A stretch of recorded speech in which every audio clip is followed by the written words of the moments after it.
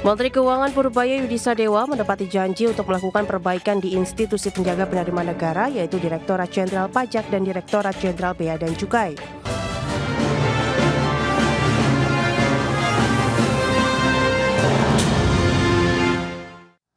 Pemirsa, Kementerian Keuangan merombak 22 pejabat eselon di lingkungan Direktorat Jenderal Bea dan Cukai. Menteri Keuangan Purbaya Yudhisadewa pun mengancam akan melakukan rotasi ulang jika masih ada pejabat yang bermain dengan kewenangannya.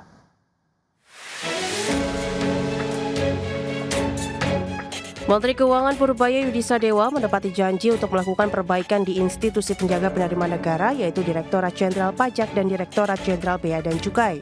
Kali ini Menkyu merombak jajaran pejabat di lingkungan Direktorat Jenderal Bea dan Cukai. Langkah tegas ini diambil sebagai bagian dari pembenahan institusi sekaligus upaya mengoptimalkan penerimaan negara di tahun 2026. Perombakan tersebut mencakup 22 porsi strategis di Bea Cukai, mulai dari Sekretaris Direktorat Jenderal, jajaran direktur di kantor pusat, hingga kepala kantor wilayah di berbagai daerah. Rotasi dilakukan pada titik-titik yang dinilai krusial, termasuk pelabuhan besar dan unit inti di pusat, guna mendorong kinerja yang lebih efektif dan transparan. Purbaya pun mengancam akan kembali merombak Bea Cukai jika masih ada pejabat yang bermain dengan kewenangannya. Pemahaman bahwa depan kita nggak boleh main-main lagi. Anda di posisi yang baru akan dimonitor dengan ketat, dan kalau ada hal yang mengecewakan, yang main-main lagi, saya akan atur ulang lagi. Jadi kalau saya ngomong sekali, jangan dianggap saya lupa, saya akan ingat terus. Kalau saya misalnya bilang Balpres, diproses dong sampai pemainnya. Kalau diam-diam terus ya saya tahu berarti sebagian nggak suka atau sebagian malah terlibat. Menteri Purbaya memberikan penekanan terhadap tuntutan kinerja tinggi kepada para pejabat yang baru dilantik. Purbaya juga meminta seluruh jajaran bekerja lebih keras untuk memaksimalkan pengumpulan penerimaan dari sektor kepabeanan dan cukai, serta memastikan tidak ada ruang bagi praktik yang merugikan negara. Dari Jakarta, Rarjo Patmo, IDX Channel. Ya, pemirsa, untuk membahas tema kita kali ini, langkah tegas pemerintah sapu bersih pintu masuk penerimaan negara. Kita sudah tersambung melalui Zoom bersama dengan Mas Arief Rohman, beliau adalah Ketua HIPMI Tech Center, dan langsung saja kita sapa ini. Ya, halo Mas Arief, apa kabar? Halo Mas Pras, apa kabar? Kabar baik, Alhamdulillah. Baik juga, terima kasih atas waktu yang disempatkan Mas Arief. Sebelum membahas lebih jauh, mungkin kita akan lihat begitu dengan langkah tadi yang sudah disampaikan oleh Kementerian Keuangan, begitu, yang melakukan sapu-sapu bersih begitu ya, perombakan-perombakan dilakukan kepada institusi yang memang menjaga penerimaan negara. Bagaimana review dari HIPMI Tech Center begitu dengan langkah ini? Ya, jadi kita tentu apresiasi ya apa yang dilakukan oleh Pak Menkyu pada kesempatan ini dengan merotasi struktural di Direktorat Jenderal Bea Cukai. Tapi tentu harapan kita tidak sekedar rotasi jabatan, tapi bisa lebih substansi, tapi yaitu pada pengawasan yang lebih melekat terhadap sisi-sisi di dalam penerimaan negara, baik terutama di JBC dan juga DJP ya dalam hal ini Mas Pras. Jadi tentu kita tidak bisa hanya berhenti pada rotasi jabatan struktural seperti yang dilakukan oleh Pak Menkyu saat ini saja. Tapi tentu harapan kita bahwa ini bisa menjadi refresh lah untuk kemudian nanti bisa lebih baik untuk kinerja kedepannya dari DJPJ dalam hal ini. Oke, nah lantas sejauh mana urgensi pemerintah untuk melakukan sapu-sapu bersih ini kalau menurut Anda? Apakah memang momentumnya sudah tepat, kemudian apakah juga harus didukung dengan kebijakan lanjutan atau seperti apa ini Mas Arief? Ya, tentu kebijakan lanjutan harus dilakukan Mas Pras. Ya. Tapi saya juga kurang setuju kalau ini disebut sebagai sapu-sapu bersih ya. Ya ini sebuah refreshing struktural. Kemudian juga ini kalau kita lihat dari apa yang dilakukan oleh pemerintah dalam hal ini 2026 ini kan berkomitmen untuk tidak ada kenaikan tarif pajak, sehingga yang dilakukan adalah bagaimana perbaikan-perbaikan internal, bagaimana penguatan sumber daya manusia di instansi atau institusi penerimaan negara. Nah ini bagian dari itu, dan tentu langkah-langkah selanjutnya harus terus dilakukan agar tidak ada yang selama ini diramaikan sebagai kebocoran-kebocoran dari sisi penerimaan negara, Mas Pras. Oke. Nah, kalau kita lihat dari saat ini kondisinya ya Mas Arief, apakah sudah masuk dalam tahap yang mengkhawatirkan kalau Anda katakan terkait dengan kebocoran-kebocoran yang berpotensi terjadi bahkan yang mungkin sudah terjadi juga begitu? Iya, shortfall di 2025 itu kan cukup dalam ya Mas Pras Oke. ya.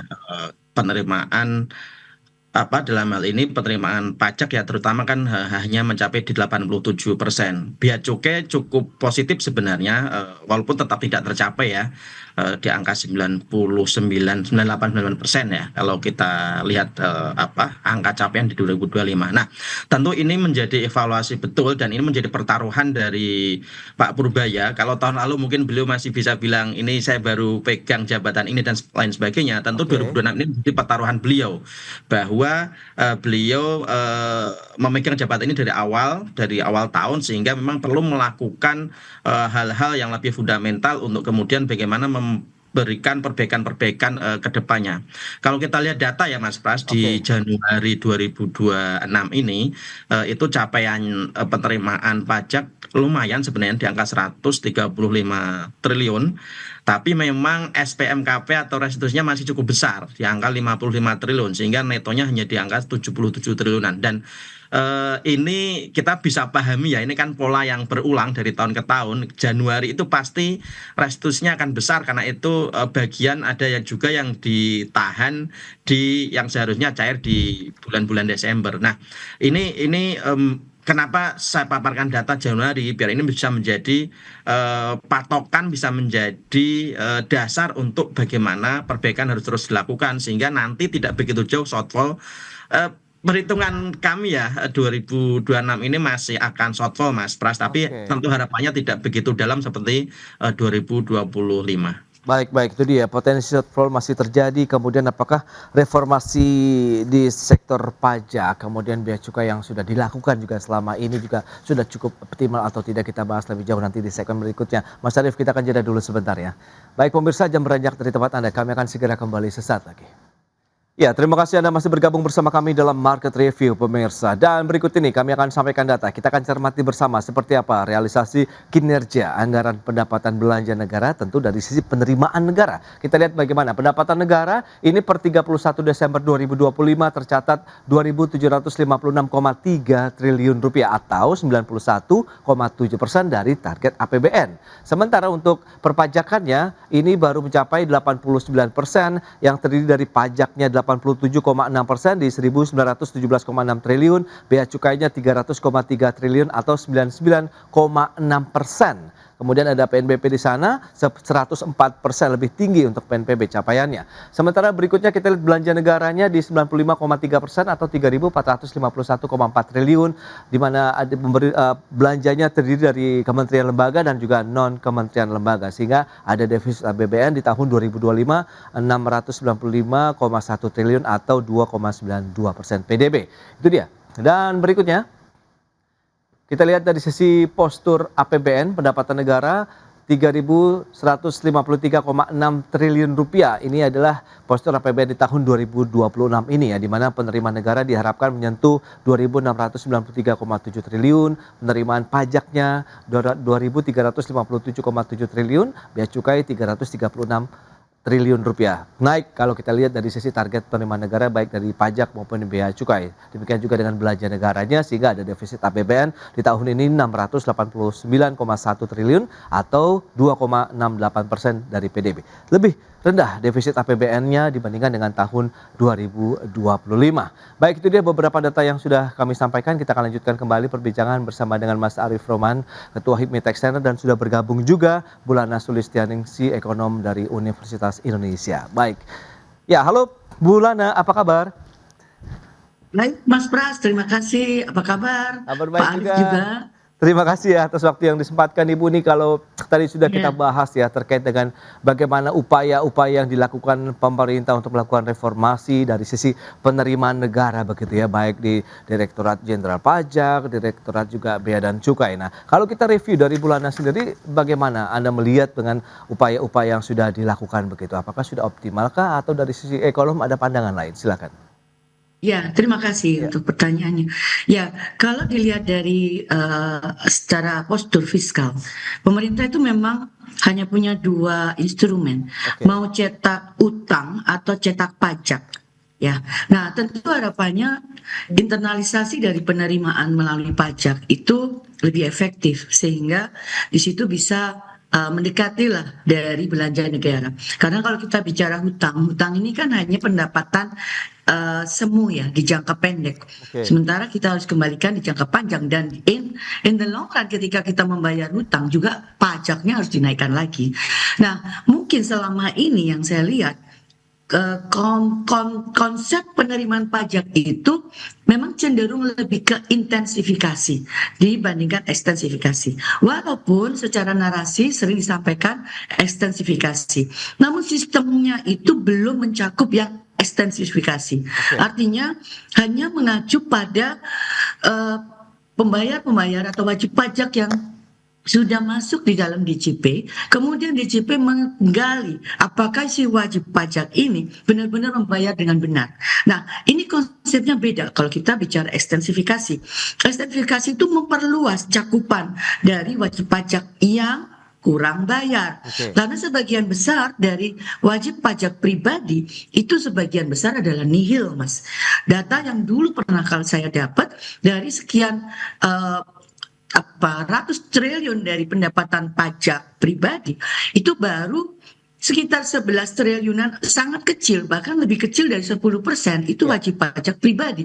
Padahal di situ potensinya besar. Nah, mudah-mudahan dengan Cortex ya, core sistem yang baru ini itu ekstensifikasinya bisa dilakukan karena saya kira banyak pendapatan-pendapatan yang belum bisa dilaporkan sebagai penerimaan pajak karena ya belum ada bukti dan segala macam. Kalau dibantu dengan sistem, nah ini akan otomatis. Contohnya gini Mas Bas, kadang saya kan sering dapat undangan untuk bisa memberikan presentasi. Nah saya tuh suka nggak dapat tuh bukti potong dari ya insentif yang saya peroleh.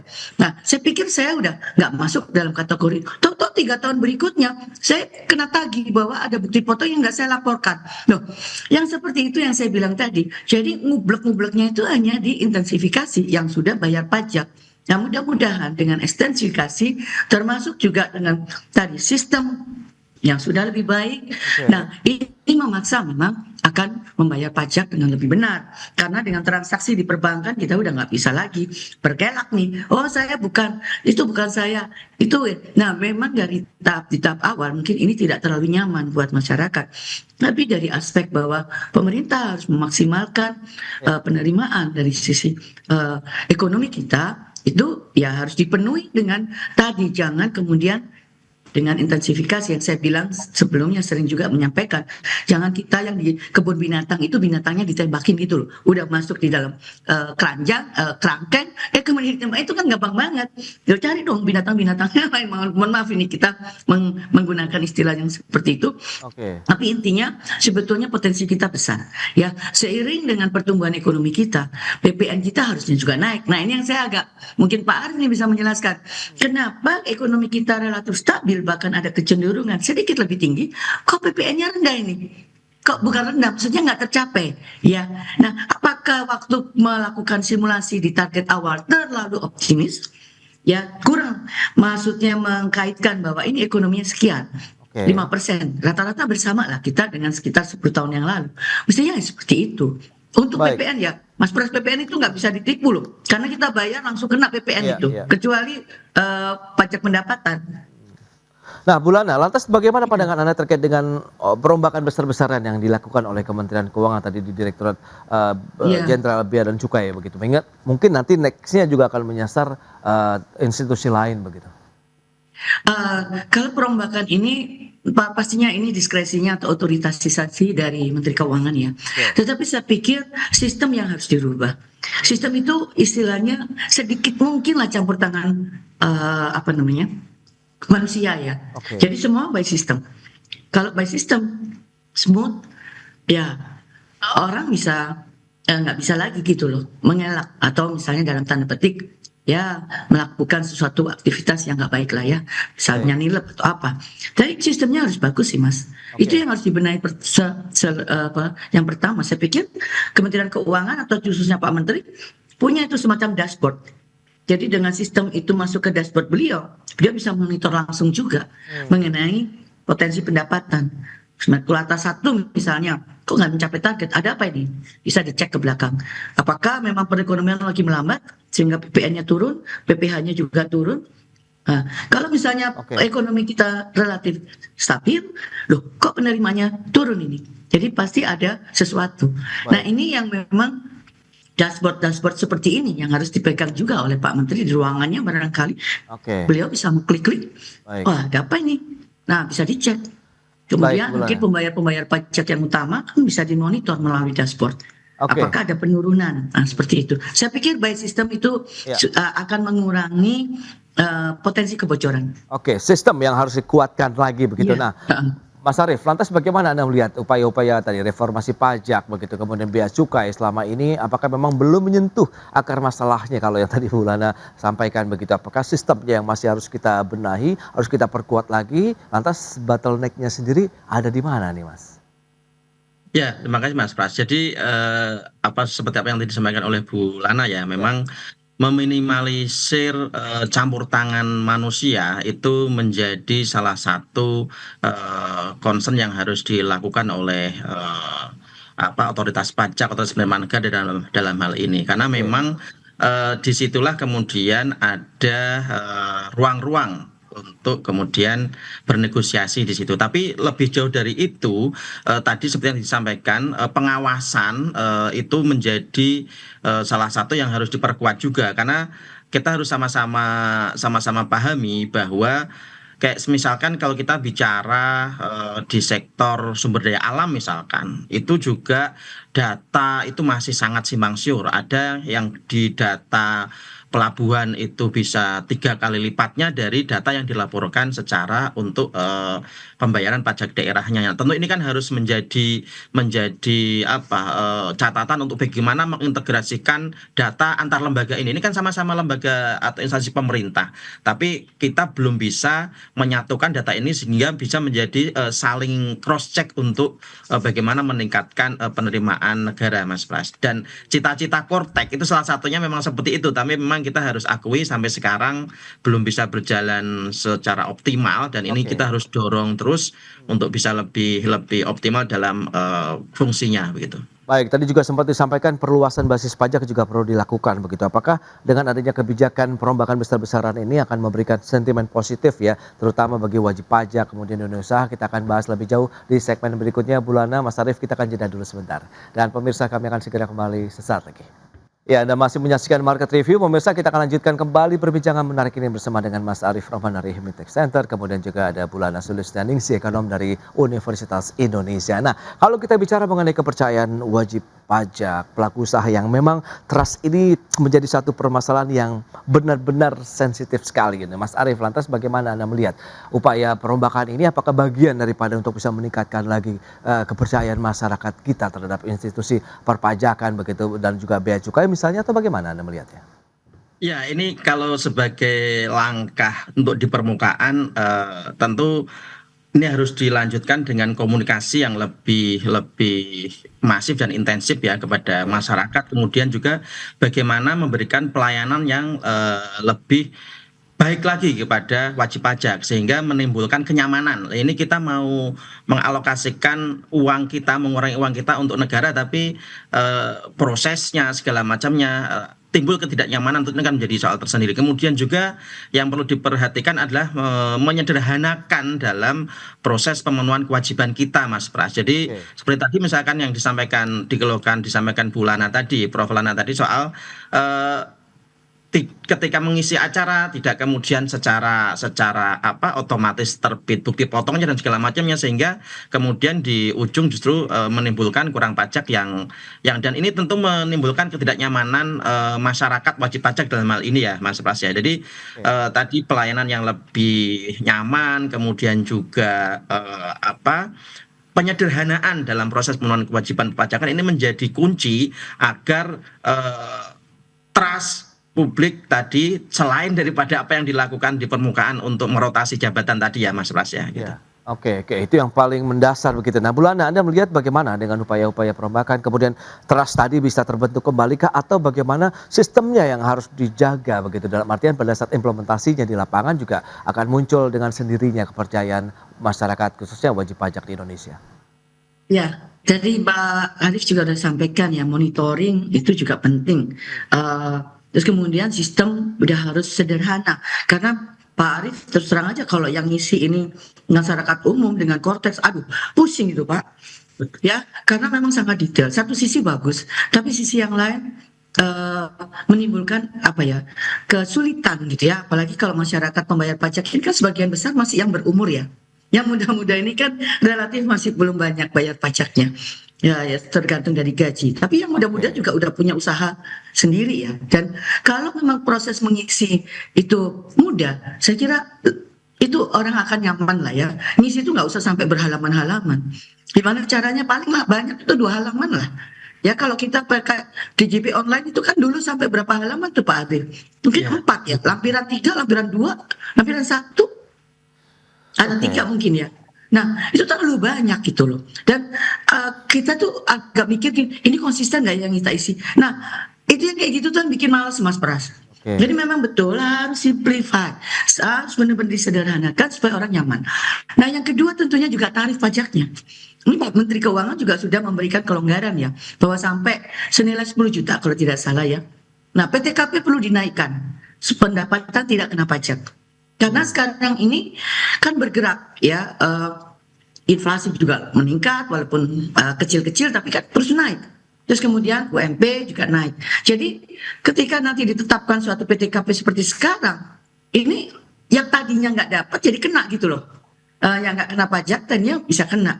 Nah ini juga harus dipertimbangkan. Terus layer dari pembayaran pajak juga harus diperkecil lah. Jangan sampai sekarang ada 35% tertinggi. Yang modelnya mau harga yang naik atau volume yang naik. Kalau kita pakai model, mohon maaf, Tanah Abang atau Mangga 2, grosir tapi murah. Nah, jadi yang mau dicapai itu volume pembayar pajak yang lebih banyak. Ini saya baru cek aja di Google, ternyata pembayar pajak individu itu hanya sekitar 11 juta loh Mas Fars. Dari penduduk kita yang 280. Yang bayar pajak yang kurang bayar. Ya. Jadi kan kecil sekali. Nah, jadi kalau misalnya mau ditarik volume, harus rela harganya turun karena itu salah satu cara mau menurunkan harga, tapi dengan menurunkan atau mendapatkan volume yang lebih baik gitu loh. Nah, itu tadi ya, sistem, kemudian lebih mudah, kemudian harga dari pajak itu sendiri juga lebih mudah. Nah, kalau tadi perombakan ini, kalau memang dirasa yang dirombak ini memang belum bisa menunjukkan kinerja yang terbaik ya, saya kira itu KPI dari individu ya. Dan KPI dari individu seingat saya, mungkin Pak Arief bisa menyampaikan, di Direktorat Pajak itu sangat ketat. Sehingga mereka itu kadang-kadangnya itu, nguklik-ngukliknya itu orang-orang yang sudah bayar.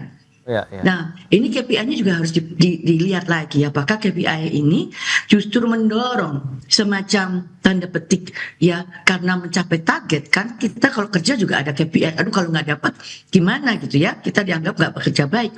Jadi untuk mendapatkan KPI yang terbaik akhirnya ada cara yang lain.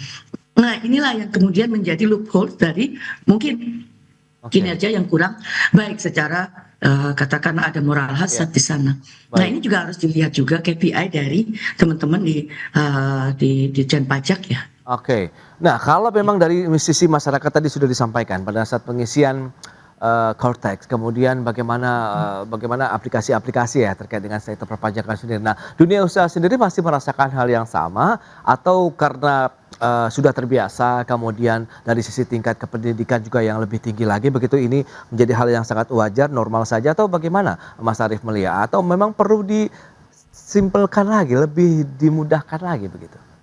Iya, apalagi terkait tadi ya, Cortex ya, sistem baru ini menjadi PR karena memang justru karena ini belum layanan yang penuh secara sistem sudah belum penuh, sehingga justru yang tadinya menggunakan sistem lama itu bisa secara online, tapi dengan kehadiran Cortex ini malah misalkan harus datang langsung ke kantor pelayanan pajak, itu kita juga merasakan betul, sehingga apa, Kortek ini selain daripada untuk mengintegrasi data, kemudian tadi upaya-upaya untuk lebih memperbesar data dengan ekstensifikasi, itu juga bagaimana tadi menyederhanakan, tidak justru malah membuat kami untuk kesulitan untuk memenuhi kewajiban perpajakannya, sehingga Ya. tadi hal-hal yang seharusnya tadinya malah dengan sistem lama itu bisa dilakukan secara online, itu malah kita harus datang secara offline ke Oh. kantor pelayanan pajak begitu. Nah, Ya, ini ya, ya. ini harus menjadi catatan betul, jangan sampai